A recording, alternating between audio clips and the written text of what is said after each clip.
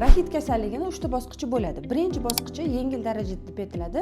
Bunda ovozlarga cho'chish kuzatilishi mumkin, terlash bo'lishi mumkin va sochning orqasi ozgina to'kilishi mumkin bo'ladi.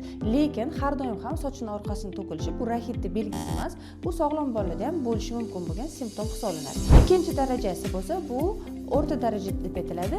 Bunda peshanani oldinga chiqib ketishi, oyoqlarning X yoki O obrazini qiyshayshi, ko'krak qafasini qiyshayishlari kuzatiladi. Uchinchi daraja bu уже og'ir daraja hisoblanib, bunda уже ko'zga tashlanadigan deformatsiyalar va mushakni juda ham og'ir gipotoniyasi kuzatiladi. Undan tashqari bolada nafaqat jismoniy rivojlanishdan, balki aqliy rivojlanishda ham orqada qolish kuzatiladi. Agar sizning farzandingizda rahitli belgilari bo'ladigan bo'lsa, unda vitamin D ni berishni boshlashdan avval nechinchi darajasigini bilib oling va shunga mos dozada bersangiz, siz natijani ola olasiz. Foydali ma'lumot bo'lgan bo'lsa, videoni saqlab qo'ying.